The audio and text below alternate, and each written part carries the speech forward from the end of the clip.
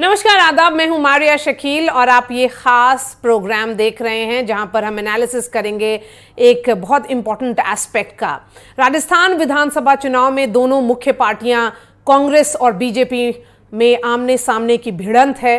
Congress party और सरकार अपनी योजनाओं के दम पर सरकार रिपीट करने का दावा कर रही है, वहीं भाजपा का ये दावा है कि राजस्थान में क्लीन स्वीप करेगी और बहुमत के साथ सरकार बनाएगी। राजस्थान में 30 साल से एक बार कांग्रेस और एक बार भाजपा की सरकार आने की परिपाटी रही है। रिवॉल्विंग डोर प्रोसेस बोला जाता है इसको। एनडीटीवी ने पिछले 3 विधानसभा चुनाव के आंकड़ों का एनालिसिस किया है, जिसमें सामने आया है कि भाजपा पिछले 3 विधानसभा चुनाव में 200 में से 28 सीटें लगातार जीत रही है, जबकि कांग्रेस बीते 3 विधानसभा चुनाव में केवल 5 सीटें बार बार जीत रही है। यानी भाजपा के पास कांग्रेस के मुकाबले 23 सीटों का फायदा है। बीते 3 विधानसभा चुनाव में भाजपा ने 19 सीटें लगातार हारी हैं, जबकि कांग्रेस ने 53 सीटें लगातार पिछले 3 चुनाव में हारी हैं। यानी कांग्रेस के लिए 53 सीटें अनसेफ हैं, जो भाजपा से 34 सीटें ज्यादा नुकसान की बात कांग्रेस के लिए है।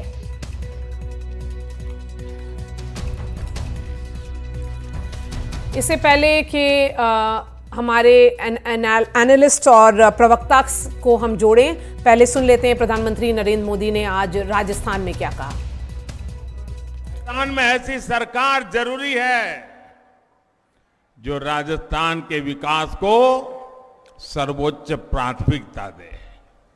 दुर्भाग्य से पिछले 5 साल राजस्थान में जो कांग्रेस सरकार रही, उसने अपने लोगों को विकास में और पीछे धकेल दिया।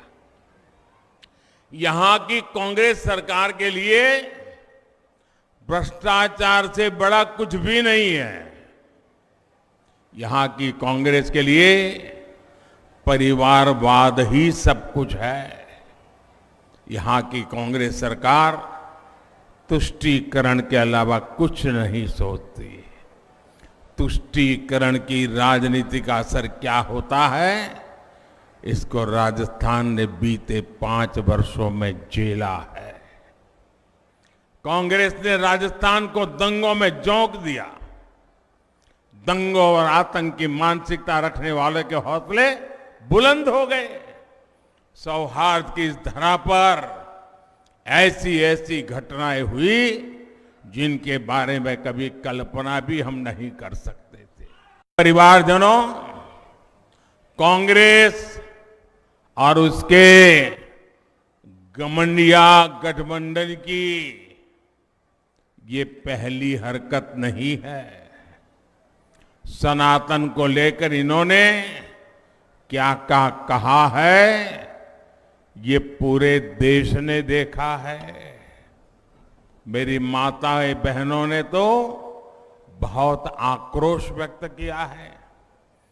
कांग्रेस और उसके साथी सनातन को खत्म करने का ऐलान कर रहे हैं, और सनातन को खत्म करने का मतलब है राजस्थान की संस्कृति को खत्म करना। क्या ये करने देंगे आप? ये करने देंगे? ये कांग्रेस के कारनामे चलने देंगे? में, शिक्षा में, स्वास्थ्य सेवा में, सड़कों के अंदर 1 करोड़ को पेंशन दे रहे हैं बुजुर्गों को, महिलाओं को, विधवाओं को, अपंगों को। सोच सकते हैं। 25 लाख का बीमा कर दिया मैंने, इलाज का क्रांति होगी। 25 लाख का इलाज फ्री, दवाएं फ्री, MRI, CT स्कैन, सारे खून की जांच सब फ्री, ऑपरेशन फ्री, कैंसर का इलाज फ्री, किडनी ट्रांसप्लांट करा लो, घुटने बदला लो, कुछ भी कर लो, सब फ्री कर दिया। आप सोच सकते हैं हिंदुस्तान में कहीं नहीं है। एकमात्र हिंदुस्तान की धरती पर राजस्थान है जहां पर 25 लाख का बीमा किया गया है, प्रदेशवासियों का सबका किया गया। सब बिजली में, शिक्षा में, स्वास्थ्य सेवा में, सड़कों के अंदर 1 करोड़ का पेंशन दे रहे हैं बुजुर्गों को, महिलाओं को, विधवाओं को, अपंगों को। सोच सकते हैं 25 लाख का बीमा कर दिया मैंने, इलाज का क्रांति होगी। 25 लाख का इलाज फ्री, दवाएं फ्री,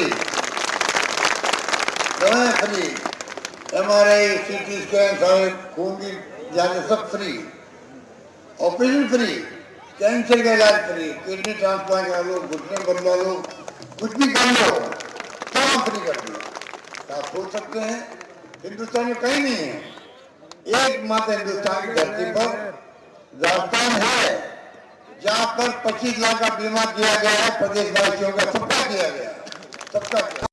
बीजेपी षड्यंत्र लोकतंत्र हत्या है। मध्य प्रदेश, महाराष्ट्र, कर्नाटक में गुजराती सरकार, गोवा के अंदर मणिपुर में बेईमानी करी गई, राजस्थान में दाल गली नहीं, यहाँ भी पूरा षड्यंत्र किया गया। अपने गिरन दीदी की पब्लिक आशीर्वाद हमारे साथ था, हाईकमान हमारे साथ थी, सरकार 5 साल चली, शानदार काम किए। आज लोग महसूस करते हैं सरकार की वजह से काम नहीं होते।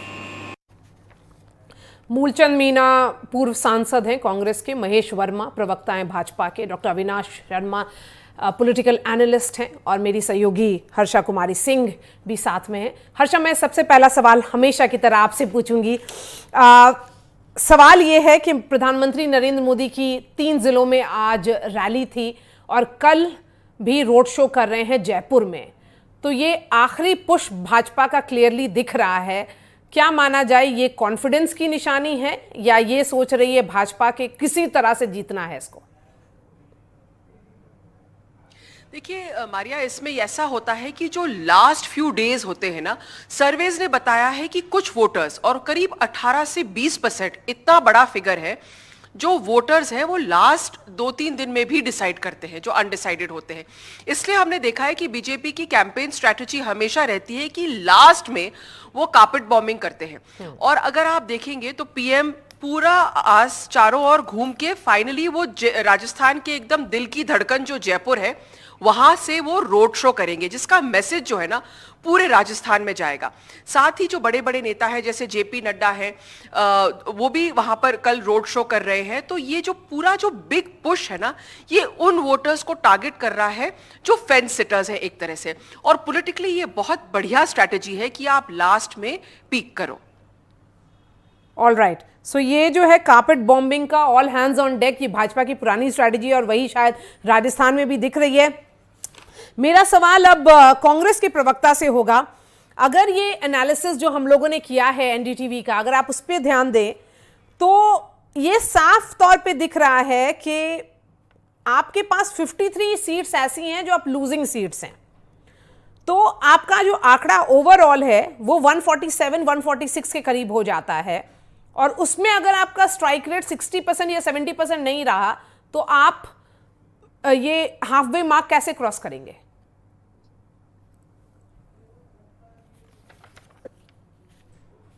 मूलचंद मीना, मेरे से बात करनी, मुझे बोलना ही है। मीना जी, आपसे सवाल है। हाँ, ऐसा राजस्थान का जो चुनाव हो रहा है, ये चुनाव एक ऐतिहासिक चुनाव होगा आपकी बार, क्यों कई हमेशा से कभी बीजेपी, एक बार कांग्रेस, फिर बीजेपी, कांग्रेस, अब की बार कांग्रेस रिपीट हो रही है। कारण क्या है?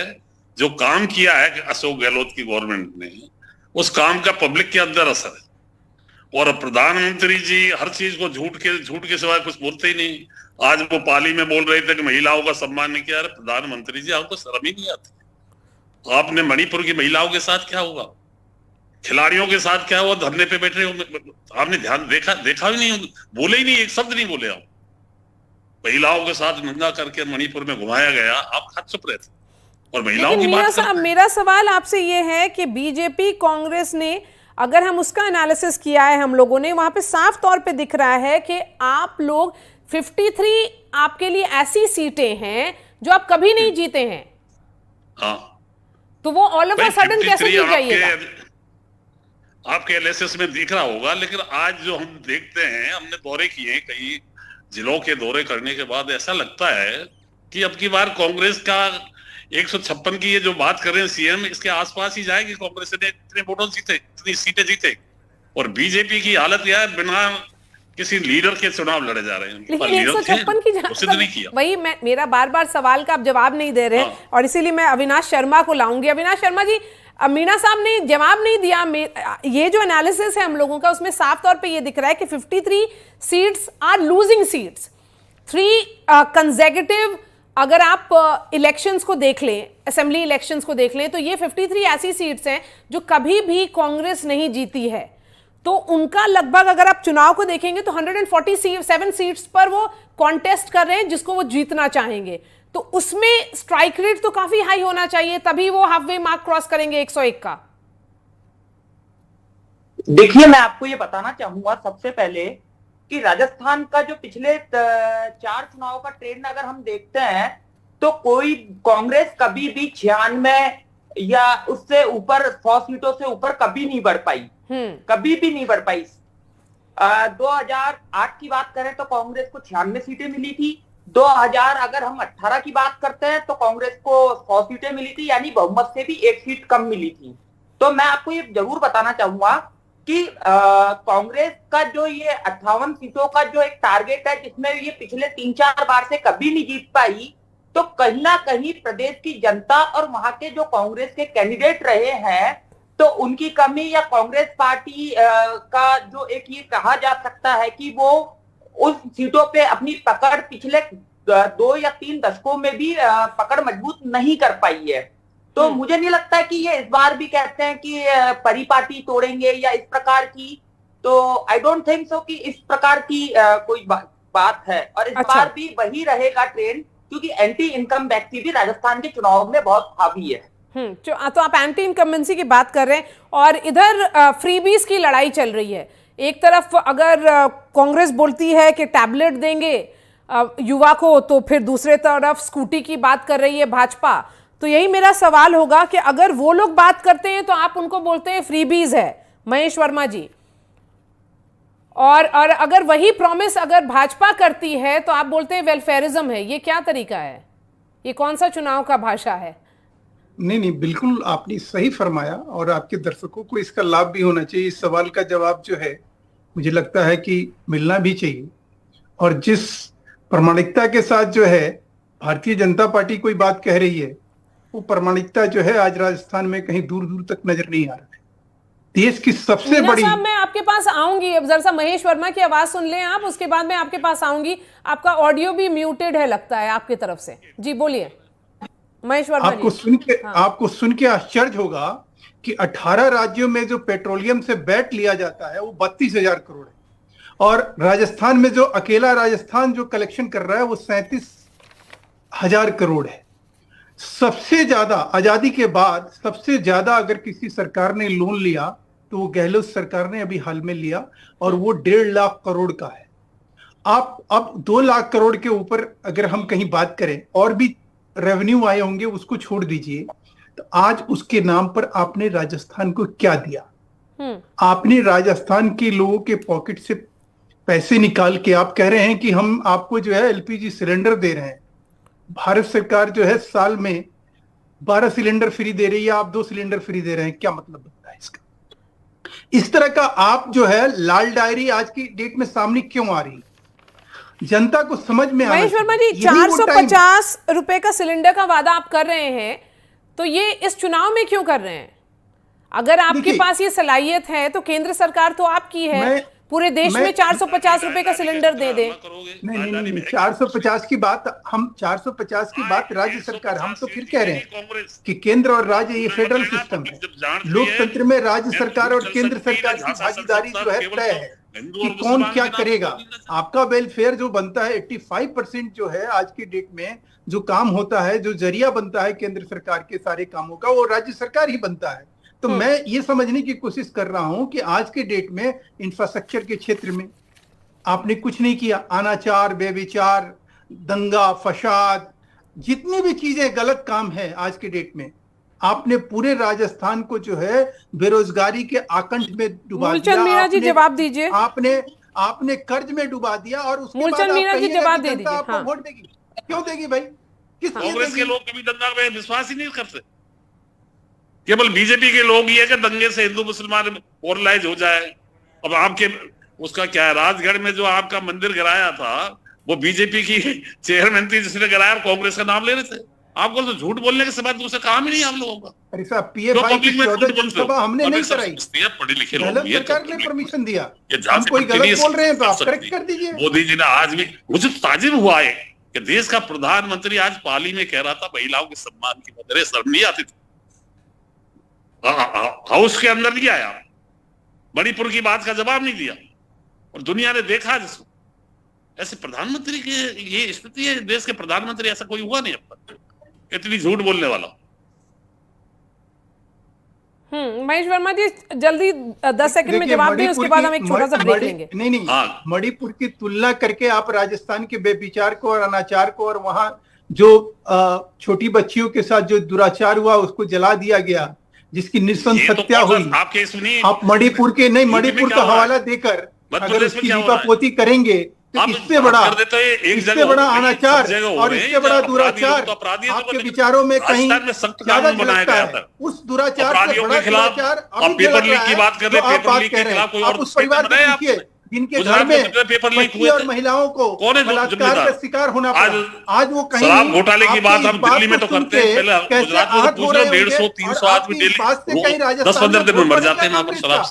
क्या मजाक क्या है? आप तो बिल्कुल इसी बात की मैं कहता हूँ कि आप लोग बिल्कुल है ही नहीं बीजेपी। एक छोटा सा ब्रेक लेते हैं और उसके बाद मैं सब पैनलिस्ट के पास फिर से वापस आऊंगी। सवाल ये है कि अगर 53 ऐसी सीटें हैं जो कांग्रेस कभी नहीं जीती है, 3 विधानसभा के चुनाव का अगर हम एनालिसिस करते हैं, तो इस बार क्या होगा और क्या जो कांग्रेस का दावा है कि वो वापस आ सकती है, ये खोखला है या मुमकिन है? इसी पर फिर से सवाल होगा।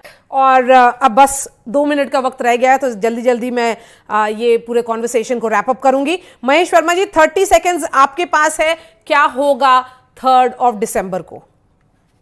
निश्चित रूप से मैं जनता जो है इस चीज को तुलना करेगी कि भाई भारतीय जनता पार्टी की जब डबल इंजन की सरकार 2018 तक रही तो किस प्रकार से राजस्थान में प्रगति थी, विकास का क्या दौर था, और आज जिस प्रकार से, मैं एक और बात आपको बताना चाहूंगा कि ये 1967 में कुछ इसी प्रकार से सोशल रेवोल्यूशन के नाम पर इस देश में ठगी और कारगुजारी हुई और बाजीगरी हुई कि कास्ट कॉम्बिनेशन और धर्म और कास्ट में बांट के एक सोशल रेवोल्यूशन के नाम पर साम्यवाद और समाजवाद को पनपाया गया। 89 में मंडल और कमंडल को कहीं दिखाया गया, और वो राजनीति 2014 में उस राजनीति की दिशा बदली। कमंडल की राजनीति तो आप भी करते हैं, कमंडल की राजनीति तो भाजपा भी करती है, ये आप कैसे नहीं बोल सकते? मूलचंद जी 30 सेकंड। हमारे ऊपर आरोप है, आरोप लगाया गया, ये मनगढ़ंत बातें रही। ये तो आज कहीं सरकार भी, सब लोग अब मत्था टेकने जा रहे हैं उस रामलला जी को। मूलचंद मीणा जी